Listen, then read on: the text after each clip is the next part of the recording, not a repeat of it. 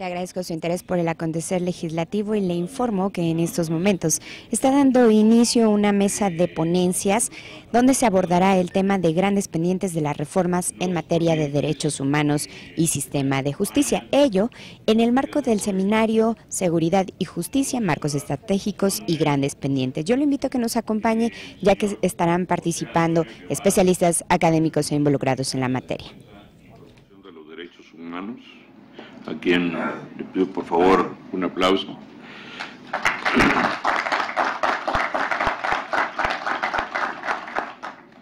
Paulina Sánchez del SIDAC en Proyecto Colectivo Justicia, un aplauso por favor.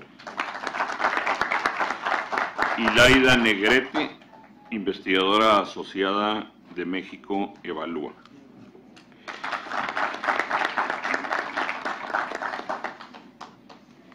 Vamos a comenzar el desarrollo de estos trabajos con la ponencia que nos va a ofrecer José Antonio Guevara.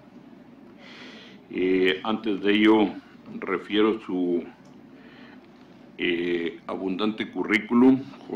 José Guevara cuenta con una amplia experiencia en la promoción y defensa de derechos humanos.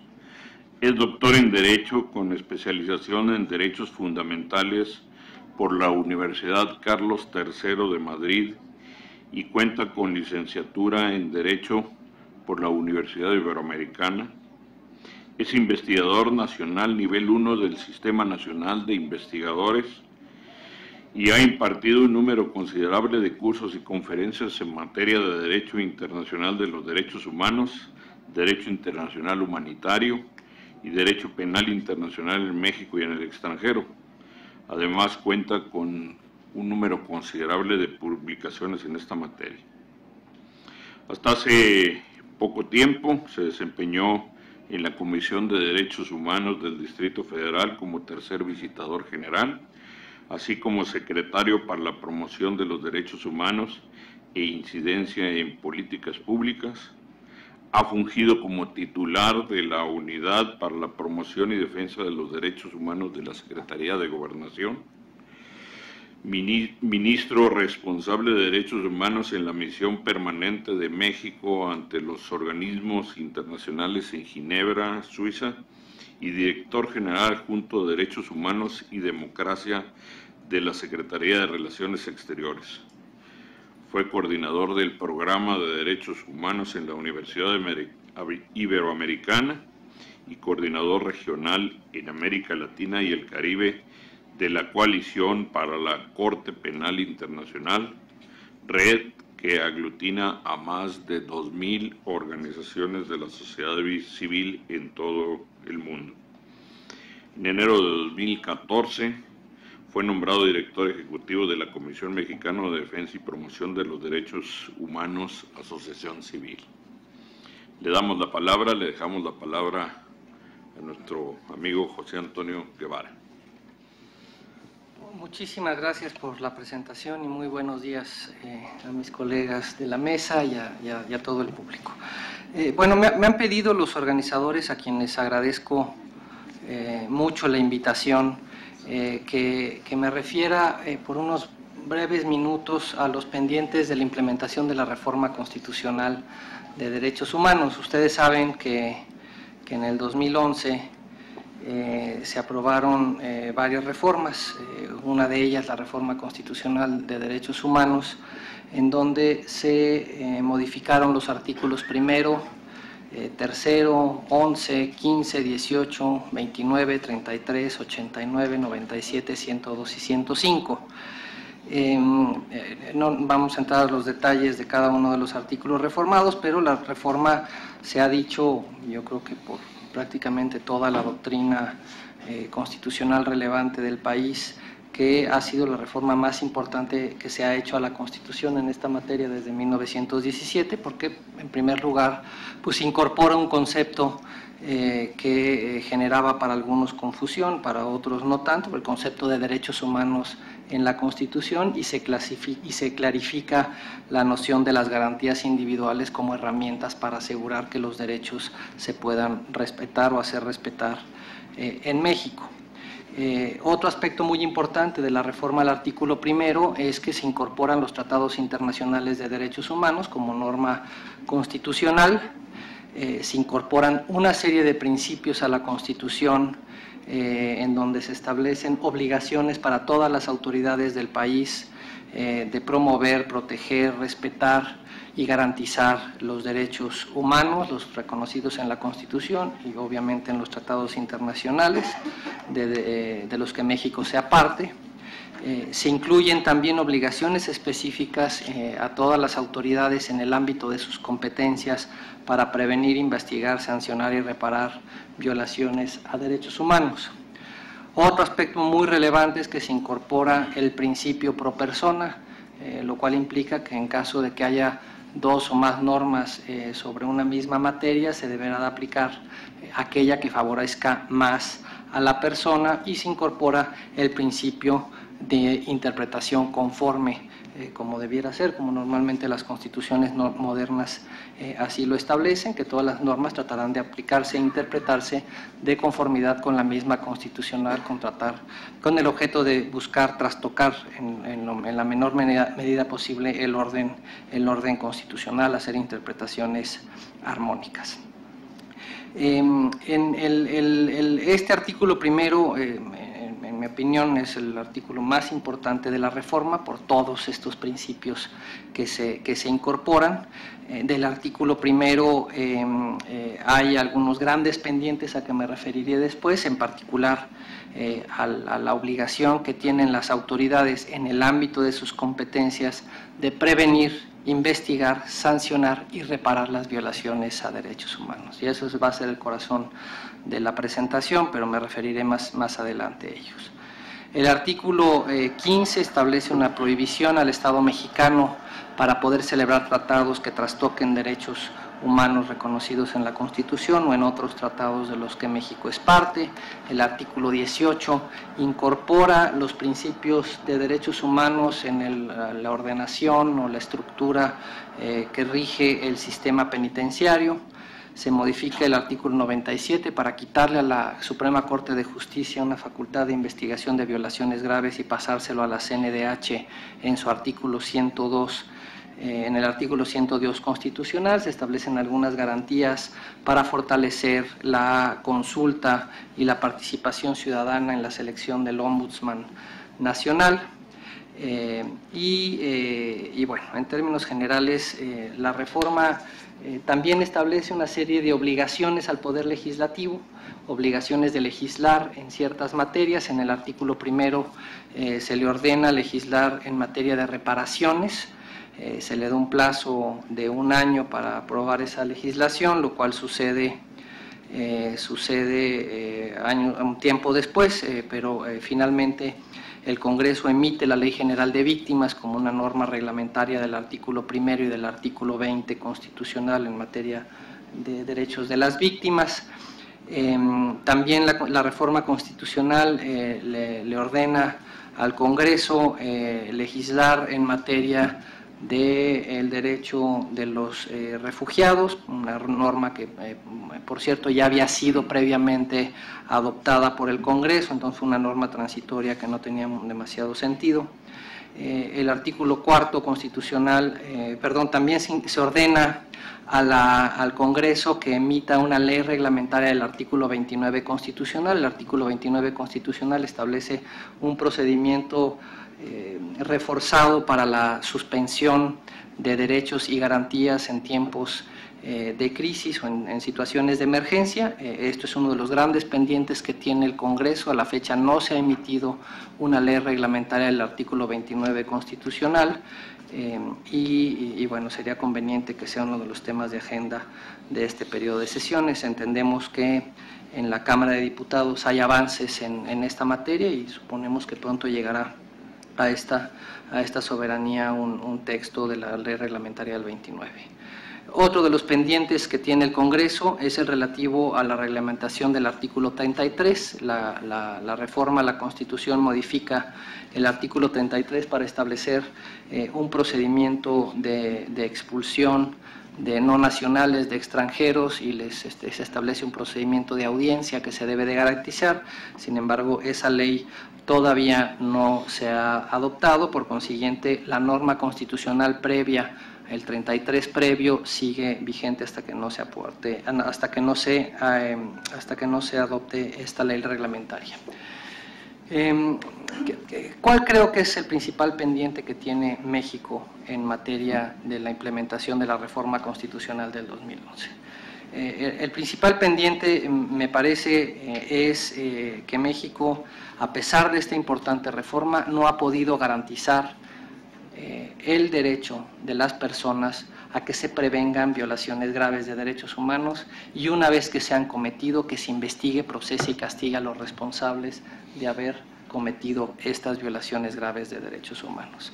En las ponencias anteriores, de la mesa anterior, hemos podido observar las cifras tan alarmantes que existen en materia de impunidad por todos los delitos que se cometen en México. Sin embargo, yo creería que cuando se habla de la impunidad por los delitos relacionados con violaciones graves a derechos humanos, ese porcentaje es aún más alarmante. Les voy a compartir algunas cifras desordenadas, porque la realidad del país en estas materias son desordenadas. Las cifras en materia de desapariciones, desapariciones forzadas, torturas, ejecuciones extrajudiciales y desplazamiento interno forzado de población son cifras que requieren ser trabajadas de una manera mucho más seria por parte de las autoridades del país, para poder tener certeza de qué es el tamaño, cuál es el tamaño del desafío que enfrentamos en materia de combate a la impunidad de violaciones graves de derechos humanos. Empiezo con la desaparición forzada de personas, o la desaparición de personas. El Grupo de Trabajo sobre Desaparición Forzada de Personas de Naciones Unidas, en su visita en 2011, señaló que en México había recogido en esa visita 238 casos sobre desapariciones que no se habían resuelto hasta 2011.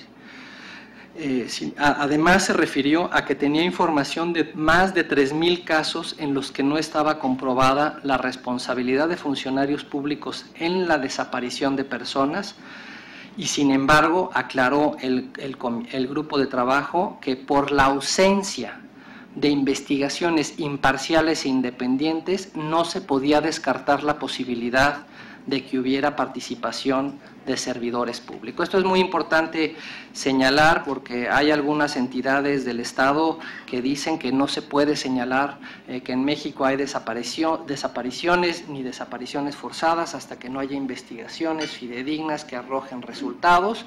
Por consiguiente, las mismas cifras que ofrece la Secretaría de Gobernación en su Registro Nacional de Personas Desaparecidas o Extraviadas, que habla de 22,322 personas, es un dato que no puede ser utilizado tal como se presenta.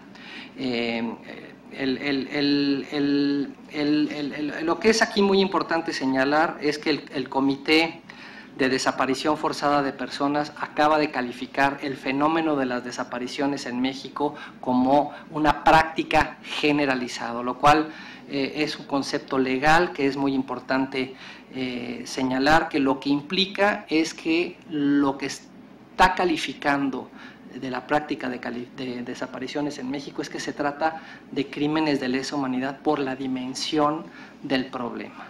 El Estado mexicano no puede alegar su propia incompetencia para descalificar la calificación que hizo el grupo de trabajo, y me explico.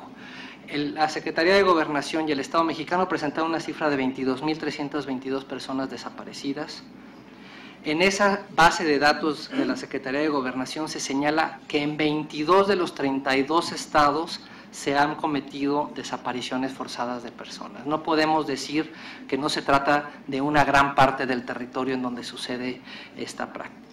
Además, el Estado mexicano señala que estas 22,322 casos de personas que no están localizadas, extraviadas, y utiliza un montón de conceptos para referirse a la desaparición, se construye a partir de denuncias penales que se presentan en las procuradurías locales y después se le hacen del conocimiento al centro que hace números en la Procuraduría General de la República o en la Secretaría de Gobernación, y de ahí sacan esta grandiosa cifra de 22.322 personas, de las cuales suponemos entonces que hay investigaciones. Sin embargo, cuando se les pregunta cuántas sentencias ha habido de estas 22.322 personas, ofrecen un número inicial de 6 sentencias. Sin embargo, las 6 sentencias se refieren a casos anteriores a diciembre de 2006 y esta base de datos empieza a construirse con personas desaparecidas a partir de diciembre de 2006. Por consiguiente, no es capaz, el Estado mexicano no fue capaz de explicar qué es lo que está pasando en el país, y el mismo Estado ofrece una cifra de 22.000 personas o de más de 22.000 personas que están desaparecidas. Por consiguiente, la responsabilidad del Estado mexicano implica que se deben establecer medidas, en mi opinión, extraordinarias para la investigación, procesamiento y castigo de las personas que han cometido estas desapariciones, independientemente de las obligaciones de búsqueda y de localización de las personas desaparecidas. La Comisión Nacional de Derechos Humanos también ha ofrecido cifras parecidas, ha emitido recomendaciones de desaparición forzada de personas, en donde implica que hay autoridades federales involucradas, y en ninguna de estas recomendaciones se cuenta con información de personas sentenciadas por los delitos cometidos en esta época. Nada más para también abonar más en la confusión, la CNDH ha emitido de 10 recomendaciones por desapariciones forzadas cometidas entre 2006 y 2012.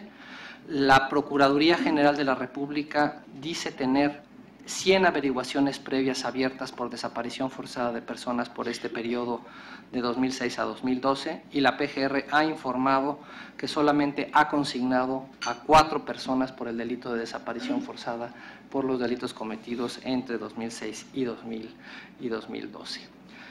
En materia de tortura tenemos una problemática muy parecida. No existen cifras oficiales ni ciertas del número de personas torturadas en México. Ese es un gran debate que hemos tenido desde hace muchos años en el país. El año pasado, el relator de Naciones Unidas, Juan Méndez, hizo una visita a México, el relator sobre la cuestión de la tortura, y calificó por la información recibida en su visita a varios estados de la República que la tortura es una práctica generalizada en el país, lo cual nos lleva a la misma calificación jurídica de los hechos. El Estado mexicano, las autoridades del país también se sorprendieron de la calificación.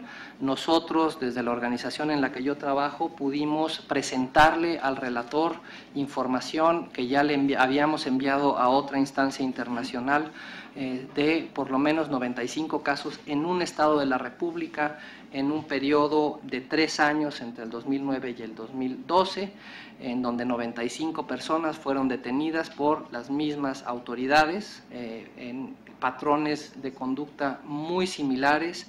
Las personas fueron detenidas en cuarteles militares y fueron torturadas salvajemente por varios días. 95 personas en un periodo de una investigación que hizo una pequeña organización no gubernamental. Representamos nosotros 30 casos y esa información se la presentamos al relator. El relator también tuvo información de otros estados de la República donde se pudieron haber presentado patrones similares en Chihuahua, en Coahuila, en Nuevo León, y en otros estados en donde no ha habido necesariamente operativos conjuntos, pero la policía hace un uso cotidiano de la tortura para el momento de la detención o con el objetivo de obtener declaraciones o confesiones autoinculpatorias o para inculpar a otros. En materia de tortura, las cifras, insisto, son muy complejas, no hay muchos datos, pero nada más entre 2006 y 2012 la Comisión Nacional de Derechos Humanos ha emitido 79 recomendaciones. 79 recomendaciones, y antes de 2006 el número era sumamente limitado, no había recomendaciones casi en materia de tortura. Y lo sorprendente es que la Procuraduría General de la República, por solicitudes de información, nos ha señalado que cuenta con 1.005 investigaciones, averiguaciones previas abiertas en materia de tortura. Y nos informan también que han consignado solamente 11 casos, y de estos 11 casos no se cuenta con sentencia alguna. Entonces, pues bueno, ahí les dejo también ese dato. Sobre ejecuciones extrajudiciales, que es también un debate que tenemos y jurídicamente existe en México la noción de ejecuciones extrajudiciales o no, no me voy a perder en ese debate innecesario. Cuando nos referimos a ejecuciones extrajudiciales, nos referimos a la privación arbitraria de la vida por parte de un servidor público en ejercicio de sus funciones o con motivo, pretexto o aprovechando sus funciones. Una privación obviamente de la vida de manera arbitraria o ilegal. Ustedes recordarán que la administración del expresidente Calderón tenía un ejecutómetro del cual hasta cierto punto yo sentía que estaban orgullosos de poderle informar a la sociedad que había muchas personas que estaban involucradas en el crimen organizado y que se mataban entre sí, entonces eso implicaba que estaban debilitándose las organizaciones del crimen organizado. En 2010, en ese ejecutómetro reportaban 34.612 personas que habían sido muertas de manera violenta en enfrentamientos, y tenían una manera de clasificar los enfrentamientos que por lo menos arrancaba una serie de sonrisas a quien quería tomar en serio esta información, porque no había aparejada una averiguación previa, una investigación que pudiera darnos certeza de cuáles fueron las circunstancias en las que las personas habían fallecido. El relator de Naciones Unidas sobre ejecuciones extrajudiciales hizo también una visita a México en el año 2012 y encontró que entre diciembre del 2006 y noviembre del 2012, por información oficial que coincide con algunos datos del INEGI, se cometieron 102.696 homicidios intencionales, que es la cifra normal, pero el gobierno reconoció que no menos de 70.000 de esas muertes, es decir, casi el 70%, estaban relacionados con el tráfico de drogas. Además, el relator señaló y calificó la impunidad como una impunidad sistémica cuando se trata de privación arbitraria de la vida. La Comisión Nacional de Derechos Humanos ha emitido 55 recomendaciones por privación de la vida de casos contados a partir de diciembre de 2006 hasta diciembre de 2014 por hechos de violaciones al derecho a la vida. Y bueno, no tenemos nosotros registro de sentencias relevantes en esta materia. Y termino ya en este último momento que tengo. El desplazamiento interno forzado es una figura que no está contemplada en ningún tipo penal. En otros países sí se considera delito. El Estatuto de Roma, que crea la Corte Penal Internacional, contempla el desplazamiento forzado de población como un delito que puede configurar crimen de lesa humanidad. La organización en la que yo trabajo hemos hecho un análisis del fenómeno y representamos víctimas del desplazamiento interno forzado de 3 estados de la República, y tenemos una cifra solamente del análisis de medios de comunicación, sin tomar en cuenta los medios de Veracruz y Coahuila, en donde no hay información, no han reportado casos de desplazamiento interno forzado, de un poco más de 280.000 personas que han tenido que salir de su lugar de residencia por motivo de la violencia o por motivo de las violaciones de derechos humanos. No nos referimos al desplazamiento interno forzado por personas víctimas de catástrofes naturales u otras cuestiones no relacionadas con el actuar ilícito de las personas. Aquí no hay cifras oficiales, el Estado mexicano no ha querido reconocer absolutamente nada de este fenómeno y bueno, ¿cuáles serían los pendientes en esta materia? Pues que el Congreso legisle en materia de desplazamiento interno forzado para establecer qué instituciones serán las indicadas para darles atención y garantizarles sus derechos, además que se tipifique el delito con miras a tratar de evitar que este fenómeno se siga cometiendo. Y muchas gracias, la dejo aquí para seguir con la discusión.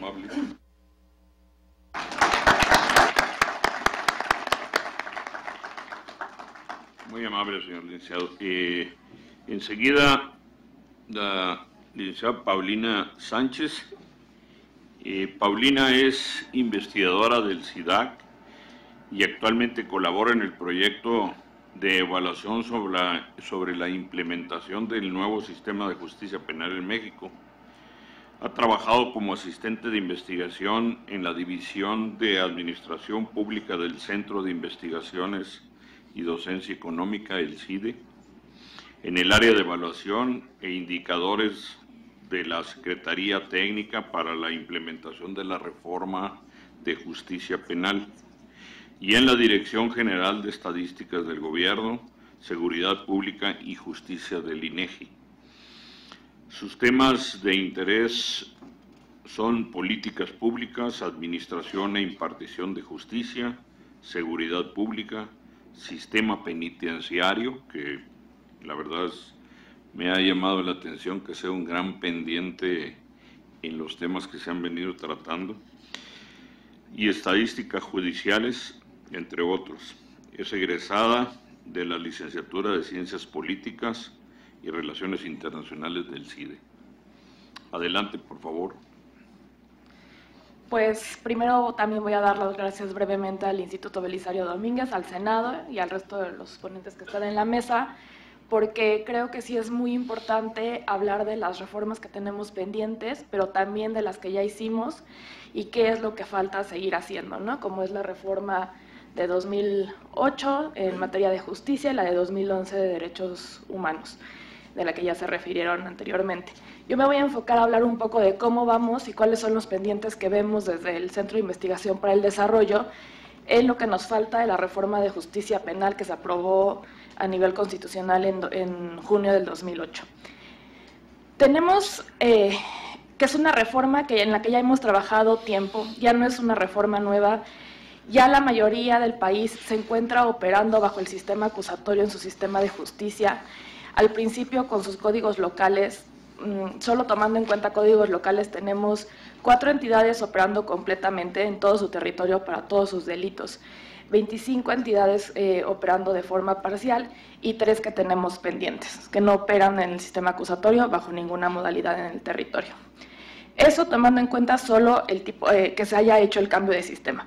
Pero también el 5 de marzo de 2014 se hace la aprobación del Código Nacional de Procedimientos Penales, de la legislación nacional en esta materia, lo cual es una buena noticia, pero es una buena noticia que llega un poco tarde, porque ya teníamos estados que estaban avanzando. Esto supone un reto todavía más para transitar hacia el nuevo Código Nacional de Procedimientos Penales. Entonces, es algo en lo que todavía nos tenemos que ocupar porque hay que operacionalizar estas leyes. Como ya se dijo en la mesa anterior, con cambiar la ley no es suficiente. Hay que hacer que estas leyes operen para que de verdad se transformen los sistemas, cómo se procesa y se imparte justicia en este país. En cuanto al Código Nacional de Procedimientos Penales, ahorita hay 20 entidades federativas en las que ya hay declaratoria, ya están operando. Hay 5 con declaratoria que todavía no operan, que eventualmente van a entrar en operación, pero tenemos 7 sin declaratorias. Y no es coincidencia que dentro de esas 7 sin declaratorias están las 4 que tenemos operando totalmente con códigos acusatorios locales, lo que significa que sí hay un costo en transitar de su legislación local, que ya es acusatorio el sistema, al Código Nacional de Procedimientos Penales. Entonces, todavía en 2008, cuando se aprueba esta reforma, se da un plazo de 8 años para que todas las entidades transiten a este nuevo sistema de hacer justicia. En 2014 se aprueba el Código Nacional de Procedimientos Penales, lo cual ha venido a reforzar los esfuerzos de algunas entidades que iban atrasadas, pero también a ponerles retos a las entidades que ya habían avanzado. Entonces no hay que dejarlos estos espacios olvidados y ver que estos nuevos cambios que se hacen son muy positivos, pero también implican mayores esfuerzos que también hay que atender.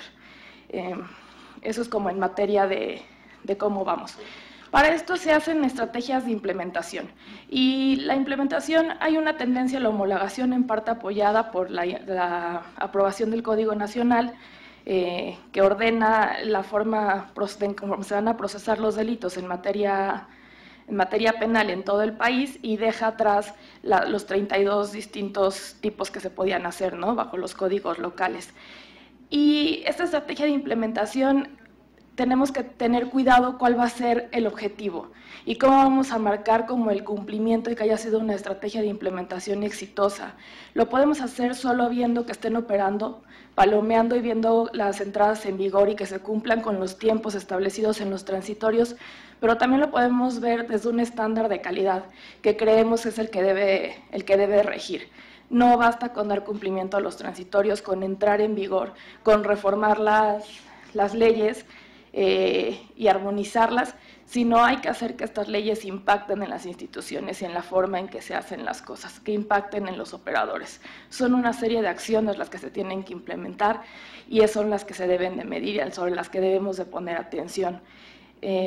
Pues no solo creemos que el cumplimiento sea lo que deba de regir y lo que se deba de tomar como una tarea cumplida y que se cumplió con el espíritu de la ley que se legisló, ¿no?, que se hizo en el legislativo.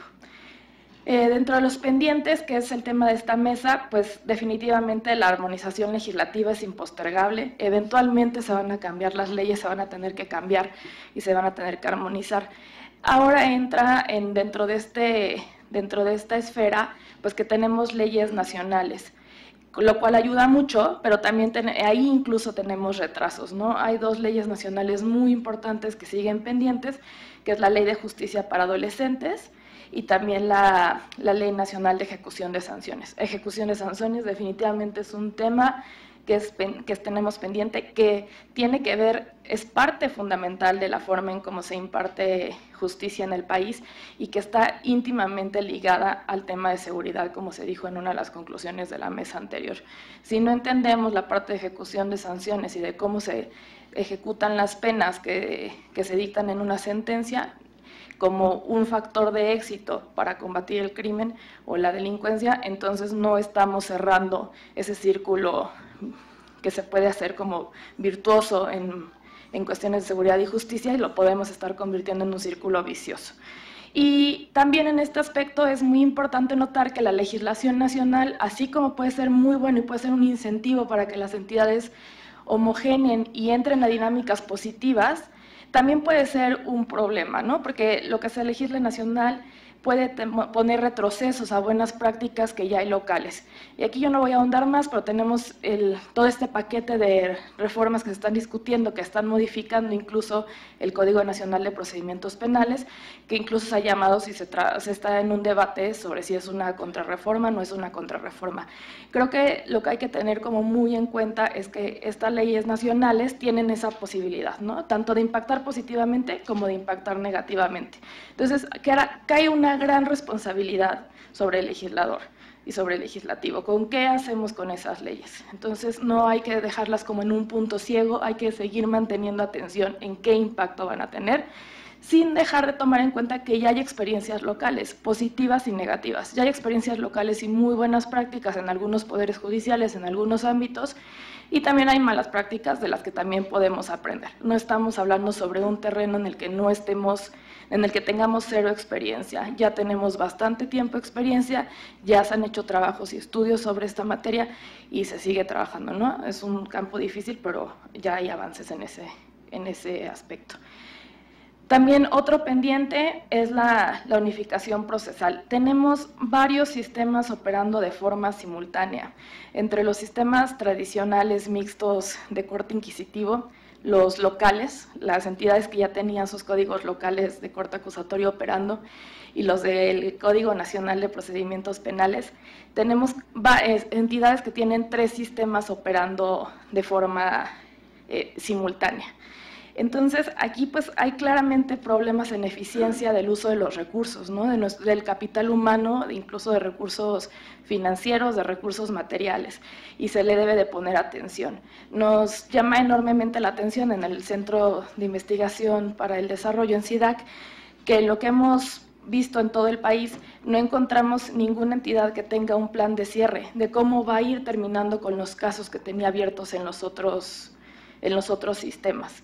Entonces, eso es como un punto fundamental, es un pendiente que tenemos, no se pueden quedar como al infinito, ¿no? Tenemos entidades que están operando con el sistema acusatorio desde antes de 2008 y que no logran cerrar esos sistemas tradicionales. Siguen procesando casos que entraron bajo cuando estaba en vigor esos códigos y los siguen procesando. Entonces, ahí hay pendientes, porque al final de cuentas son casos que nos ocupan personal, pero también son casos que son personas, son delitos, hay víctimas, hay imputados asociados a esos casos. Entonces, ese es un enorme pendiente. Tenemos que ver cómo ir cerrando, no solo cómo ir abriendo. También hace falta generar una línea base, cómo estaba operando el sistema acusatorio, el sistema penal antes del sistema acusatorio, para poder comparar con los resultados que hemos tenido con esta reforma, ¿no? Y los cambios.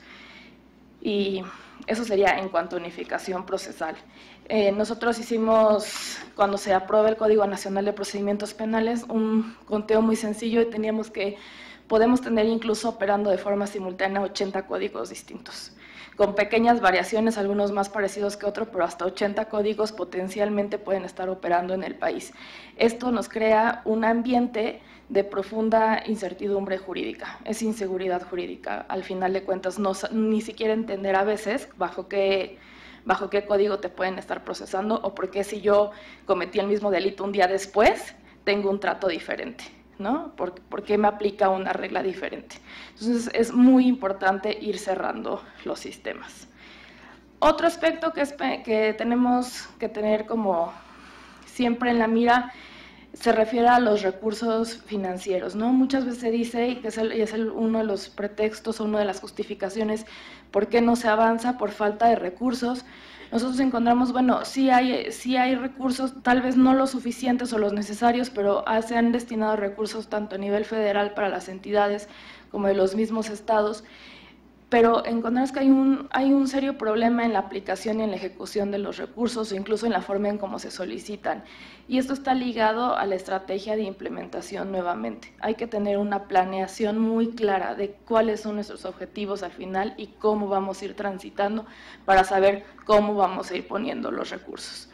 Eso sería también básico. Cada vez hay menos tiempo, estamos a 1 año, 4 meses, unos días más de que se cumple el plazo que está en la Constitución, en el transitorio, y tenemos estos problemas, ¿no? Entonces, conforme se acerca más el tiempo y va a haber mayor demanda ciudadana también, hay que ser mucho más efectivos en el uso de nuestros recursos y, por lo tanto, en la forma en que estamos implementando, en la estrategia, en la planeación y en la ejecución de las acciones. Ahora, esto es tomando en cuenta la fecha límite de 8 de junio del 2016, del 18 de junio. Pero, ¿qué pasa un día después? Un día después no terminó este proceso, incluso yo creo que apenas estaremos comenzando e iniciamos, como en toda política pública, un proceso de mejora continua del que no podemos escapar ni dejar de hablar. Y también hay que ver qué vamos a hacer después para ayudar a madurar estos sistemas y ayudar a terminar con los pendientes. Se tiene que seguir haciendo ejercicios de evaluación y de seguimiento de cómo están operando, de cómo las instituciones han transitado con estos nuevos códigos, que tienen que ser integrales, tienen que ser en todas las etapas, desde la parte de seguridad pública y el momento en el que se comete el delito hasta la ejecución de las sentencias. Tiene que tener a todos los actores. Hay instituciones que siguen rezagadas, como son las secretarias de Seguridad Pública, las defensorías. Hay nuevas figuras como el asesor de víctimas que se tienen que incorporar a estas evaluaciones y tienen que volver a entrar en el panorama y en nuestra lógica de implementación. Y tienen que ser todas las etapas, ¿no? Nuevamente, la investigación es una básica. Si queremos terminar con esos incentivos a la tortura y a formas extrajudiciales para obtener un resultado y para obtener una sentencia, tenemos que fortalecer las capacidades de investigación y tenemos que saber cómo son las capacidades de investigación de nuestros operadores. Tenemos que ver todos los operadores, desde policías, desde ministerios públicos, defensores, asesores de víctima, mediadores. Hay que evaluar sus capacidades. Y en esta lógica de mejora continua, nosotros ponemos el foco en dos aspectos básicos. El primero es la capacitación.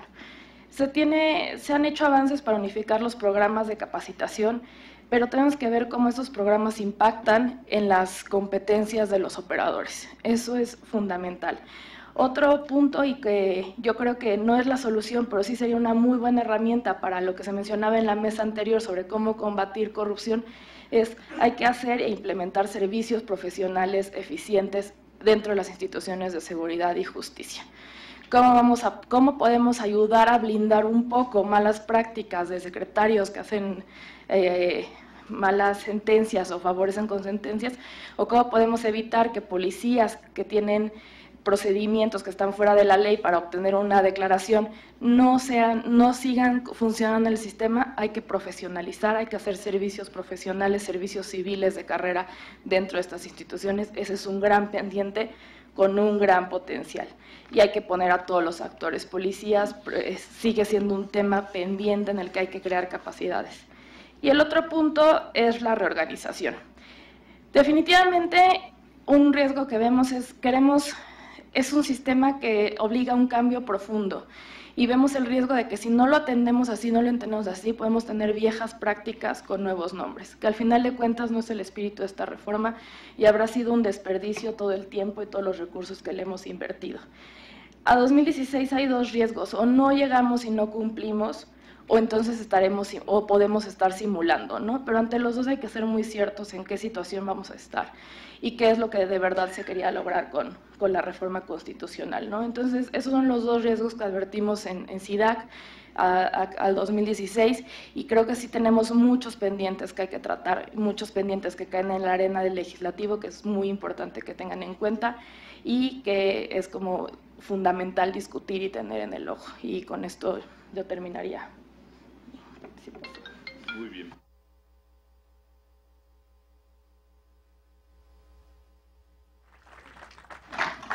Muchísimas gracias, Paulina. Interesantísima la visión sobre estos pendientes que tenemos. Toca el turno a Laida Negrete. Ella es investigadora asociada de México Evalúa y candidata a doctora en Política Pública de la Universidad de California en Berkeley. En los últimos 14 años se ha dedicado a estudiar el sistema de justicia y seguridad pública en México y a comunicar las deficiencias de los mismos. En el 2012 fue nominada para el US State Secretary International Women of Courts Award. En el 2010 produjo el documento Presunto Culpable, que expone las deficiencias del sistema de justicia mexicano y que hoy mantiene el récord en taquilla del documental más visto en el país. Fue investigador en el CIDE, donde participó en la fundación del Departamento de Estudios Jurídicos y de la licenciatura en Derecho que dirigió. Sus experiencias profesionales previas al interior del sistema de justicia, primero como secretaria de juzgado y luego como parte del equipo de asesores de un ministro de la Suprema Corte de Justicia de la Nación, ha nutrido su investigación. Tiene maestrías en Derecho y en Política Pública por la Universidad de California en Berkeley y una licenciatura en Derecho por el ITAM. Adelante, por favor, Laida. Muchas gracias, me siento muy afortunada de estar aquí hoy. Agradezco al Instituto Belisario Domínguez, al Senado mexicano, por permitirnos este espacio a miembros de la sociedad civil. Ahora, estoy trabajando en México Evalúa, es una organización de la sociedad civil que se dedica a analizar problemas sustantivos en México. Nos dedicamos a estudiar corrupción, violencia y justicia. Yo creo que los tres grandes temas hoy en agenda nacional, y lo hacemos con una aproximación con evidencia, es decir, queremos recabar datos y hacer propuestas que estén basadas en evidencia y no nada más en una corazonada o en una opinión. Y es como el tipo de trabajo que me ha gustado hacer desde siempre. Empecé en el CIDE haciendo investigación empírica, haciendo encuestas a población en reclusión, y después me salté al cine con un equipo muy apasionado para poder comunicar esos hallazgos con historias, la historia de Presunto Culpable, la historia de Toño, cómo transita un inocente el sistema kafkiano de justicia. Y yo creo que esas historias también ayudaron a inspirar y a nutrir los cambios que hoy estamos discutiendo. ¿Cuáles son los retos? Creo que lo voy a dividir mi presentación en lo que sería en la postura de México Evalúa, y después voy a hacer una opinión personal de cuál sería el reto de la reforma de la justicia penal en México. Para México Evalúa, y en el proyecto en el que estoy ahora, la pregunta es, ¿vamos a cambiar o no vamos a cambiar? Si ya cambiamos la Constitución, ya hicimos un Código Nacional de Procedimientos Penales, y la pregunta es, ¿vamos a haber invertido este esfuerzo legislativo y un montón de recursos presupuestales para seguir igual o no?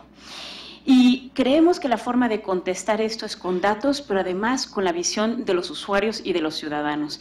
Es decir, si no transformamos la experiencia de usuarios de la justicia penal en México, no habremos cambiado. O sea, se puede ver mejor, se puede ver una infraestructura mejor, una sala de audiencias más digna, pero si no cambia en la percepción de acusados y de víctimas, pero también del ciudadano común que entra en contacto o podría entrar en contacto con el sistema de justicia penal, si no cambia la expectativa y la experiencia, no habremos cambiado.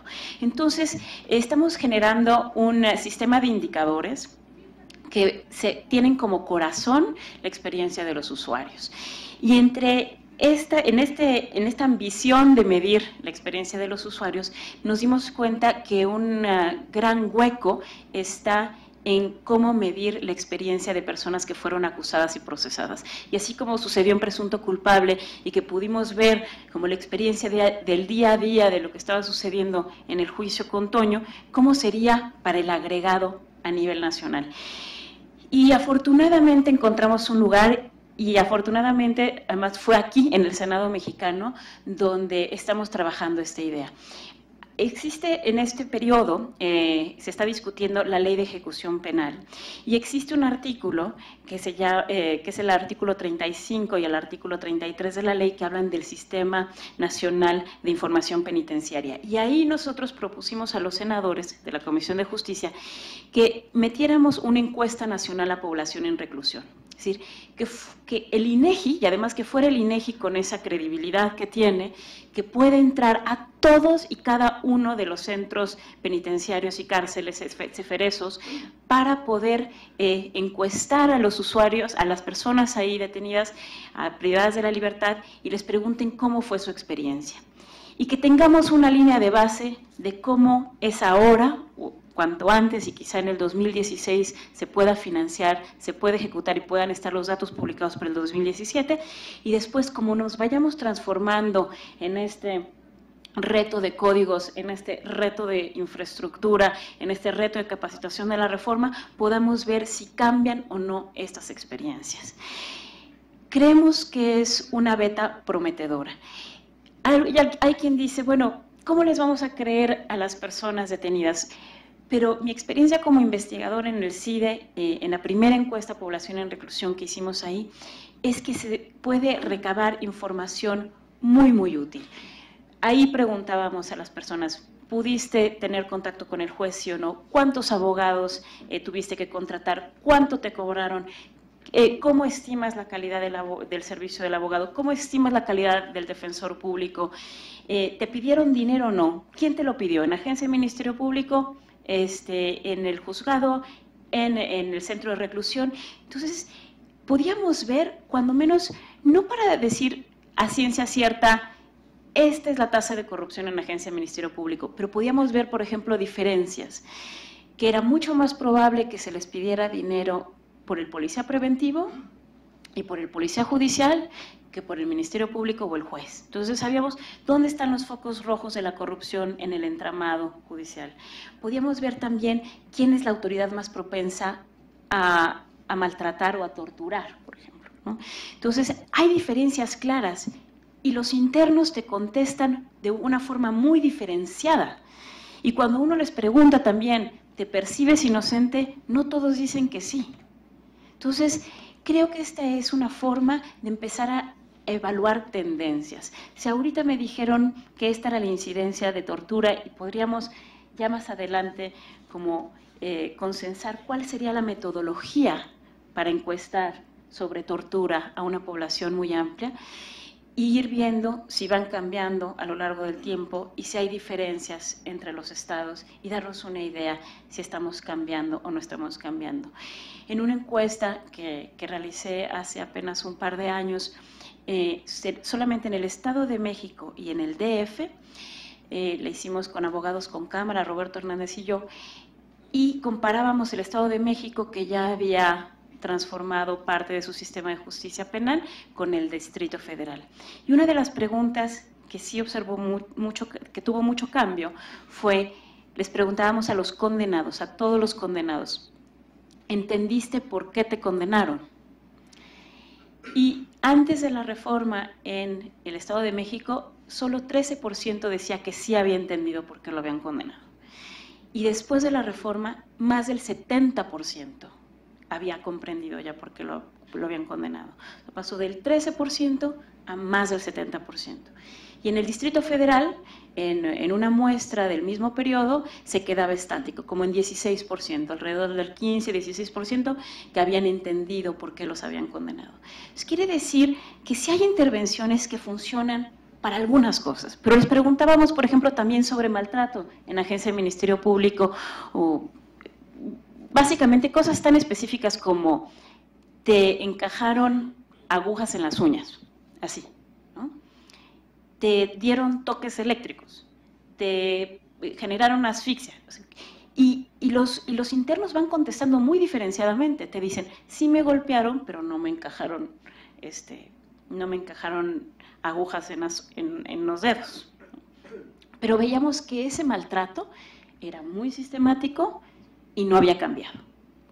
Entonces, bueno, tenemos un escenario donde no cambia el trato en la agencia del Ministerio Público, pero sí cambia la percepción sobre las razones por las cuales fueron condenados a la sentencia o la comprensión misma. Por ejemplo, otra cosa que había cambiado también muy claramente era la infraestructura. ¿Estuviste parado o sentado durante tu juicio? ¿Pudiste escuchar o no pudiste escuchar durante tu juicio? ¿Pudo entrar tu familia a escuchar, sí o no? Y esas cosas sí cambiaron. Entonces, ahí creo que es donde nos puede dar información para generar retos. Bueno, ese es como el compromiso de México Evalúa. Estamos trabajando de la mano del INEGI. Es muy alentador, justamente los que hicieron la encuesta nacional de victimización, quienes están a cargo de ella, y que ya tenemos 4 o 5 observaciones de la encuesta de victimización, que también da mucha información sobre usuarios víctimas, y vamos a utilizarla dentro de nuestro sistema de indicadores. Este va a ser como el complemento. Es así como le encuestamos a la población en general y a víctimas, ahora vamos a encuestar a personas que transitaron como acusados. Ahora, mi opinión personal sobre el gran reto de la reforma de la justicia penal en México tiene que ver con una responsabilidad de los ciudadanos y no de la autoridad. O sea, estamos acostumbrados a decir, bueno, falta esta ley, falta esta adecuación, falta este presupuesto. Yo creo que el gran reto para que despegue una reforma de justicia en México es que los ciudadanos nos podamos convencer de que hay que abrazar la idea de presunción de inocencia. Es decir, los mexicanos todavía, con la crisis de seguridad que ha motivado muchísimos de esta discusión y de estos cambios, tenemos como 2 corazones que no se comunican muy bien entre ellos. Por un lado, decimos, las autoridades son corruptas, no creo en ellos, son abusivos, no confío en la policía. Pero cada vez que hay un detenido y nos es presentado frente a cámaras, decimos pena de muerte, cadena perpetua a secuestradores, y es como una especie de esquizofrenia, porque no confiamos en nuestras autoridades y sabemos las debilidades institucionales y al mismo tiempo queremos mano dura, cero tolerancia, cadenas perpetuas, hasta pena de muerte. Y creo que de verdad que vamos a lograr una transformación sustancial cuando empecemos a desconfiar de las autoridades que son impartidoras de justicia de una forma sistemática y les exijamos mucho más de lo que nos dan. Si a nosotros nos pueden presentar a supuestos culpables y no nos presentan pruebas de calidad, tenemos un problema. Si tenemos a procuradores que hacen ruedas de prensa presumiendo que han atrapado a los culpables y no ha empezado el juicio, tenemos un problema. Si tenemos grandes casos de interés nacional donde la prueba que existe es una supuesta confesión y está teñida de tortura, tenemos un problema. Y el problema es nuestro como ciudadanos. Y si no nos comprometemos con esa presunción de inocencia, con decir, no me digas que es culpable hasta que me lo pruebes, y elevar ese estándar, hasta entonces hasta que tengamos una expectativa distinta en la calidad de actuación de las policías, de los ministerios públicos, de los procuradores y de los jueces, entonces vamos a empezar a tener respuestas. Porque a las autoridades no les interesa lo que piensan los acusados, les interesa lo que piensan los ciudadanos y cómo los evalúan. Y entonces está en nosotros exigir ese estándar. Traje unas gráficas que preparó Leslie Solís, que es mi colega en México Evalúa y que es, yo creo que la persona que más sabe de estadísticas penitenciarias y de justicia. Bueno, le dices, Leslie, ¿dónde están las tasas de sentencias condenatorias? Bueno, estaban en los censos penitenciarios, en las estadísticas de justicia hasta el 2012 y está en este lugar.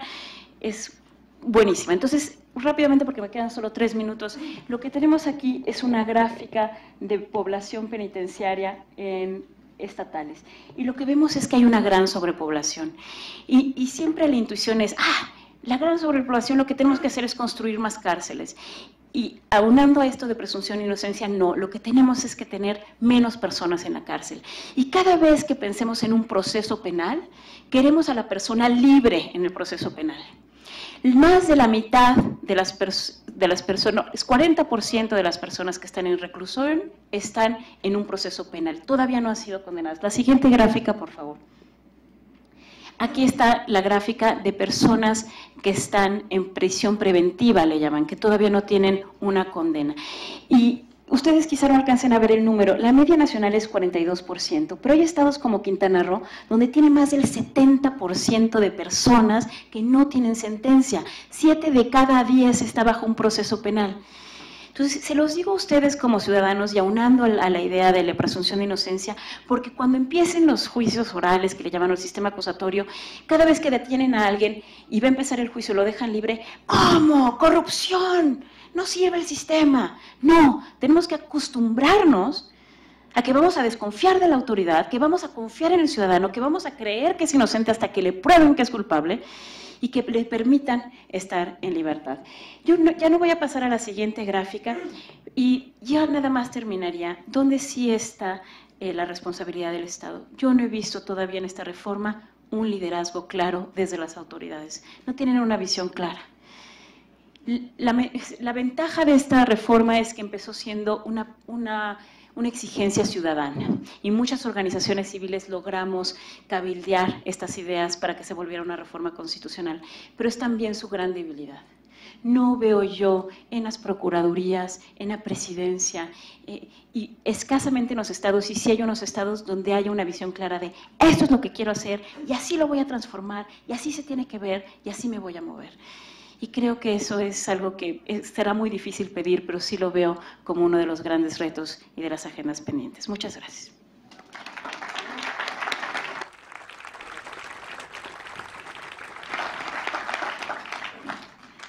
Muchísimas gracias, Laida. Verdaderamente las 3 ponencias apasionantes por el tema humano, más que nada, frente a los retos que tenemos en materia de justicia penal.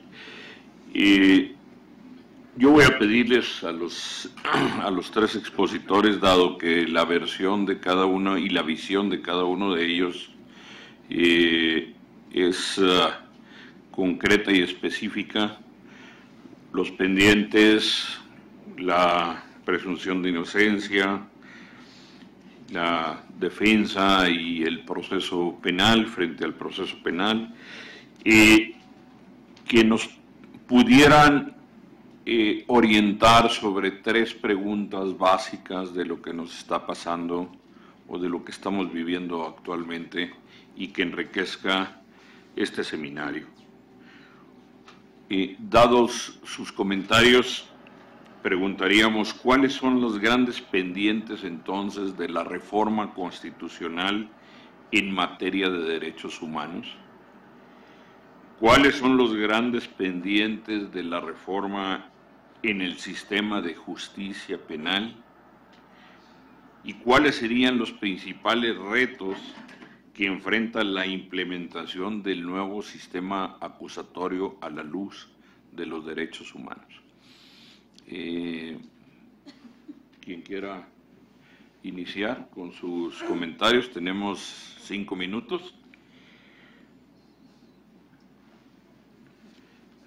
Adelante, adelante. Pues si quieren yo retomaría una de las últimas cosas que dijimos, o que mencioné, creo que hay que asumir que esta transformación apenas comienza y que quedan muchos pendientes y muchos aspectos que atender, desde diferentes puntos de vista, ¿no? Desde los usuarios, desde las víctimas, desde los imputados, desde la ciudadanía en general, ver si de verdad se ha recuperado la confianza en las instituciones. También ahí es una forma en que vamos a ver si esta reforma ha impactado, ¿no? Si ha generado mayor confianza. Como también mencionaban en la ENVIP, en la Encuesta Nacional de Victimización, se menciona que uno de los aspectos por los que las personas no denuncian un delito es porque no confían en las autoridades, porque no ven que esto sea un trámite útil. Ahí tendríamos que ver si esta reforma ha sido exitosa. Ha aumentado la denuncia, las personas realmente sienten que sirve de algo llegar y poner una denuncia, que van a obtener una respuesta que es favorable desde sus instituciones. Entonces, tenemos que cambiar también, como mencionaba la lógica desde la ciudadanía. También tenemos que cambiar la lógica como medimos, como entendemos la impunidad. Ese es uno de los grandes pendientes que quedan, ¿no? También medir y dar seguimiento, y ahí va también este cambio en la lógica de las cifras. ¿Cómo entendemos las cifras?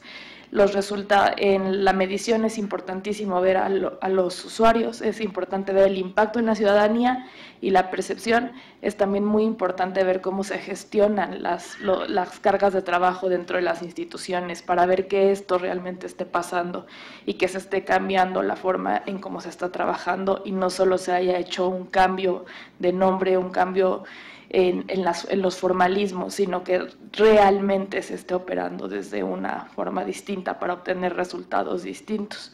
Y yo diría que esos son los grandes pendientes, seguir evaluando, seguir dando seguimiento desde diferentes ámbitos y entender que apenas vamos a empezar este proceso de transformación del sistema de justicia. Es algo complejo que nos va a tomar mucho tiempo madurar y seguir mejorando.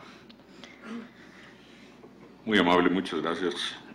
¿Alguna otra intervención? Sí, por favor. Pues yo, brevemente, yo creo que uno de los grandes retos sería hacer un verdadero diagnóstico objetivo sobre la dimensión de la problemática de estos 4 tipos de delitos: violaciones graves de derechos humanos, la tortura, la desaparición, las ejecuciones y el desplazamiento interno forzado.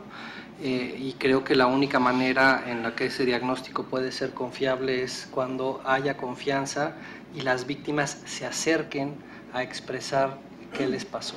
¿Quién lo puede hacer? No tengo idea. En este momento no sabría decir si la Comisión Nacional de los Derechos Humanos, la Comisión Ejecutiva de Atención a Víctimas, o se debe pensar en una Comisión de la Verdad, como ha sucedido en otras partes del mundo.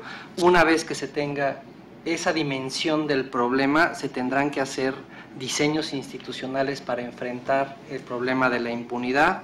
El nuevo sistema acusatorio no va a poder, no tiene ni está pensado para observar y tramitar todos estos delitos cometidos antes del año que viene.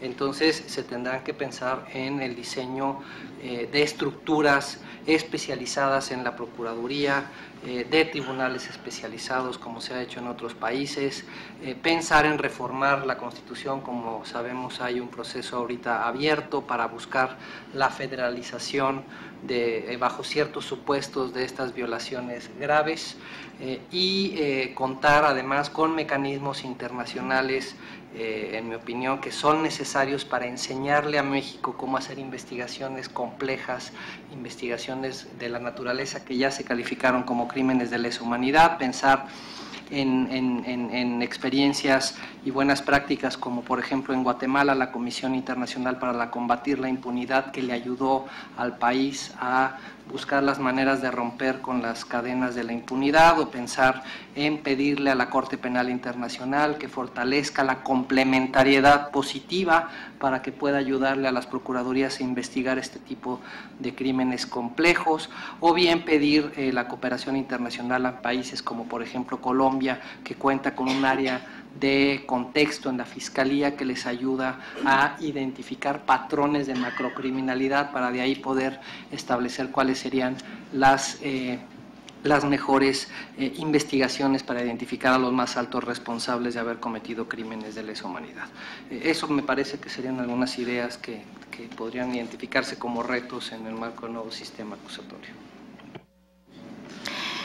Para mí, muy claramente, el gran reto está en agencias de Ministerio Público y la forma en que se genera investigación, o si se va a mantener la posibilidad de que sigan investigando las policías, cualquier cuerpo policial, entonces también sería ahí.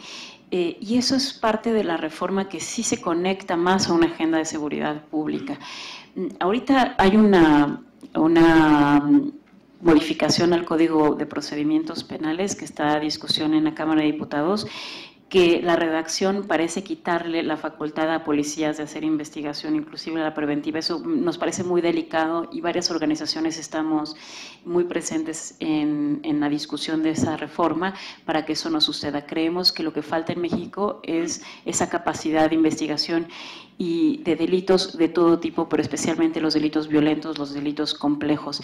Y lamentablemente, siendo las instituciones de justicia muy pobladas por abogados, somos como más propensos a enamorarnos de las partes de los códigos, ¿no?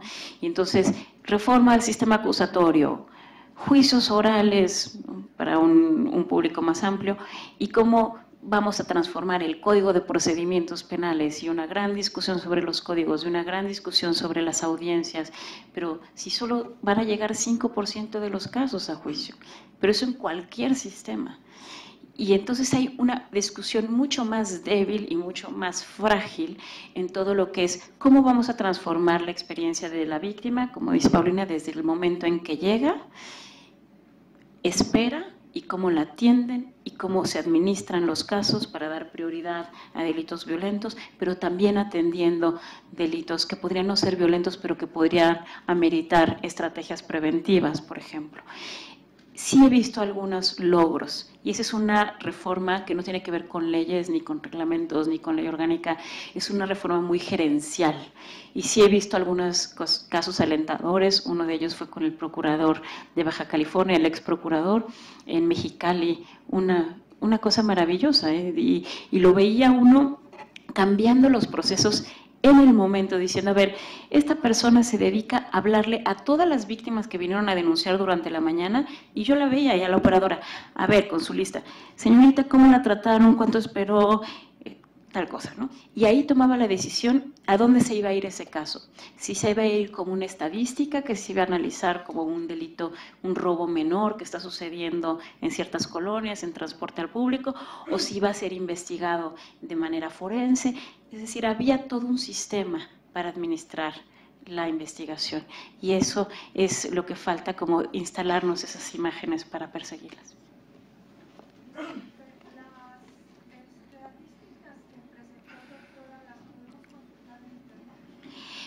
Sí, en cuanto acabe la conferencia, las podemos tuitear. Son del ¿cómo se llama? Del órgano, ¿cómo le llaman?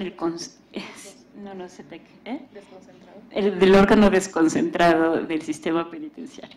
Entonces salieron en diciembre del 2014, casi no, pues, están muy fresquecitas, las procesó Leslie Solís y con gusto las voy a tuitear. Estoy en @LaidaNegrete y @MEXEvalúa. Pues muchísimas gracias, les vamos a despedir con un aplauso a nuestros expositores y les vamos a entregar su reconocimiento por esta participación. Es así como en el marco de este seminario Seguridad y Justicia, Marcos Estratégicos y Grandes Pendientes, se desarrolló esta mesa de ponencias con el tema Grandes Pendientes de las reformas en materia de derechos humanos y sistema de justicia, en la que los ponentes realizaron diversos comentarios de los que falta por hacer, pero también señalaron que es importante la operación de las leyes que ya están planteadas, además de continuar con la armonización normativa que es impostergable. De esta manera, la información que se ha generado en esta mesa de ponencia se convierte en herramienta de trabajo para las y los legisladores que pretenden dictaminar iniciativas en esta materia.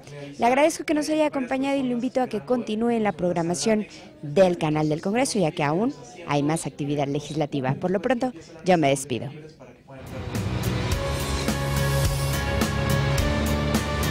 Canal del Congreso, el canal de la Unión, presentó.